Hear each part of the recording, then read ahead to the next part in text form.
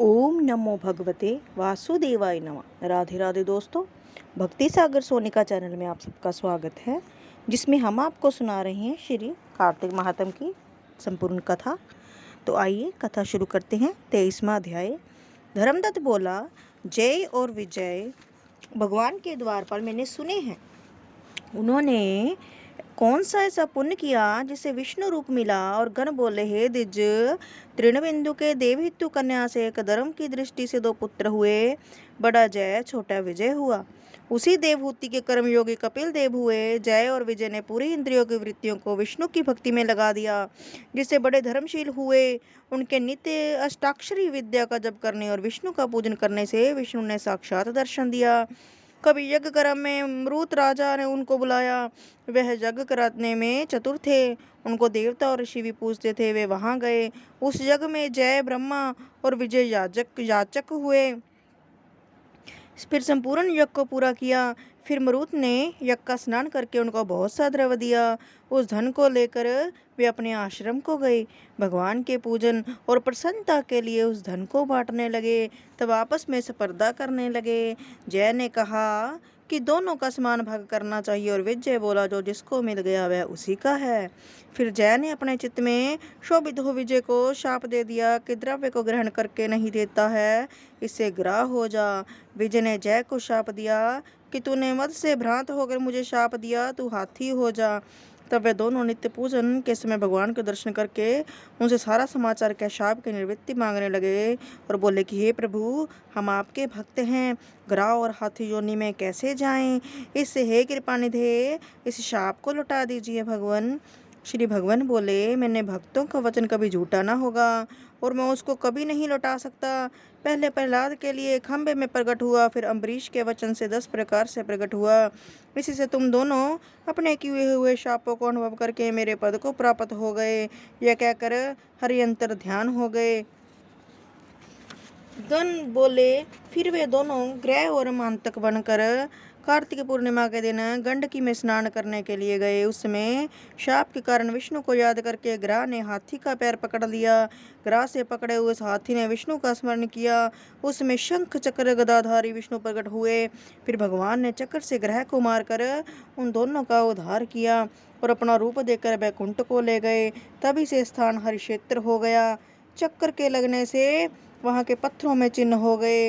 हे ब्राह्मण, जिनको तुमने पूछा वे दोनों जय और विजय संसार में प्रसिद्ध हुए। वे दोनों विष्णु के प्यारे होकर द्वार पर हैं। इससे हे धर्मज्ञ, तू भी नित्य विष्णु के व्रत में स्थित होकर मत्सरता और कपट छोड़कर समदर्शी हो जा। सदा तुला, मकर और मेष के सूर्य में प्रातः काल स्नान कर, एकादशी का व्रत और तुलसी के वन का पालन करो। ब्राह्मण, गौ और वैष्णवों की सेवा करो। मसूर, कांजी, बैंगन का त्याग करो। इसी प्रकार हे धर्मदत्त, देहांत होने पर भी तुम भी हमारी तरह विष्णु के परम पद को प्राप्त हो जाओगे। नारद जी बोले, इस प्रकार धर्मदत्त से कहकर और विमान में बैठकर वो दोनों कला समेत बैकुंठ को गए। धर्मदत्त भी विश्वास युक्त हो उस व्रत स्थित देहांत होने पर दोनों स्त्रियों के साथ बैकुंठ को गया। इस इतिहास को जो पुरुष सुने और सुनावे, वह जगत गुरु की कृपा से भगवान के समीप पहुंचने वाले भक्ति को प्राप्त होता है। बोल श्री कार्तिक महात्म की जय। 24वां अध्याय आरंभ। पृथु बोला, कृष्णा, वेणी के तट से शिव और विष्णु के गणों ने वैश्य के शरीर से कला निकाली। ये आपने हमसे कहा, ये उन नदियों का प्रभाव है अथवा उस क्षेत्र का है धर्मज्ञ, इसमें हमको बड़ा संदेह है। हमसे कहो। नारद जी बोले, कृष्णा साक्षात कृष्ण का शरीर है और वेणी शिव जी का स्वरूप है। उनके प्रभाव को चतुर्मुख ब्रह्मा भी नहीं कह सकता। जो भी उनकी उत्पत्ति में कहूंगा उसको सुनो। पहले चाक्षुष मनवंतर में ब्रह्मा जी ने रमणीक सहाद्री के शिखर पर यज्ञ करना चाहा। यज्ञ की सामग्री इकट्ठी करके देवगणों के साथ विष्णु और महादेव को संग कर उस शिखर को ब्रह्म देवता मुहूर्त में भृगु आदि मुनि ने उनके दीक्षा विधान के लिए प्रीतिपूर्वक समाज को और उनके स्वरा नामक की पत्नी को बुलाया। वह धीरे धीरे चली। तब भृगु विष्णु से बोले, हे विष्णु, आपके बुलाने पर भी वह नहीं आई, मुहूर्त बीता जाता है, अब दीक्षा विधि कैसे होगी। श्री कृष्ण बोले, जो शीघ्र स्वरा नहीं आती है तो यहाँ गायत्री का दीक्षा विधान करिए। क्या इस पवित्र कार्य में यह उनकी स्त्री है। नारद जी बोले, रुद्र ने विष्णु के वचन को मान लिया भृगु के इस वचन को सुनकर गायत्री को ब्रह्मा के दक्षिण भाग में बैठाकर दीक्षा विधि का आरंभ किया। जितनी देर में मुनीश्वरों ने दीक्षा विधि प्रारंभ करी, इतने ही में यज्ञस्थल में स्वरा आ गई और गायत्री को ब्रह्मा के संग दीक्षा की हुई देखकर सोतपने में ईर्ष्या से क्रोध कर बोली कि जहाँ अपूज्य का पूजन होता है और पूज्यों का पूजन नहीं होता है, वह दुर्भिक्ष मरण भय यह 3 होते हैं। यह दक्षिण भाग में मेरे आसन पर बैठी है, इससे अदृश्य ऐसी गुप्त रूप वाली नदी होवेगी। मेरे आसन पर मुझसे छोटी तुमने बैठा दी, तो तुम भी जड़ी बनकर नदी में होगे। उसके शाप को सुनकर क्रोध के मारे कांपते हुए होठों से देवताओं के रोकने पर भी गायत्री बोली, ब्रह्मा तेरी भांति मेरे विपति हैं, तूने वृथा ही शाप दिया, इससे तू भी नदी हो।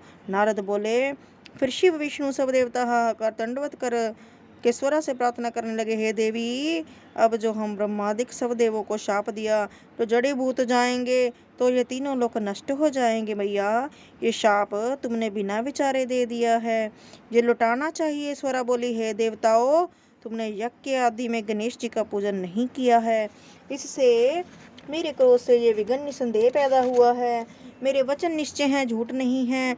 इससे अपने अंशों से जड़ीभूत होकर तुम सब नदी हो और हम दोनों सूत भी अपने अंशों से नदियां होकर पश्चिम की तरफ बहेंगी। नारद जी बोले, ऐसे स्वरा के वचन सुनकर ब्रह्मा विष्णु और शिव ये सब जड़ीभूत होकर अपने अंश में नदी हो गए। वहीं विष्णु कृष्णा नदी, शिव वेणी और ब्रह्मा कुमुदनी नदी हुए। सब अलग अलग हुए। देवता भी अपने अपने अंशों की जड़ करके सहाचाल शिखरों से नदी होकर अलग अलग बहने लगे। पूर्व बहनी देवताओं से पश्चिम बहनी हजारों नदियां उनकी स्त्रियों के अंश से उत्पन्न हुई। गायत्री और स्वरा पश्चिम वाहिनी नदियां सवित्री नाम से प्रसिद्ध हुई। ब्रह्मा जी ने उस यज्ञ में विष्णु और शिव इन दोनों की स्थापना की, जो महाबल और अतिबल नामक देवता हुए। कृष्णा और वेणी के उपाख्यान को जो मनुष्य सुनेगा और सुनावेगा, उसको उनके दर्शन और स्नान का फल मिलेगा। बोल श्री कार्तिक महात्म की जय और विष्णु भगवान की जय, लक्ष्मी माता की जय। इस तरह से हमने आपको 23वां और 24वां अध्याय सुनाया। आगे की कथा सुनने के लिए हमारे साथ बने रहिए।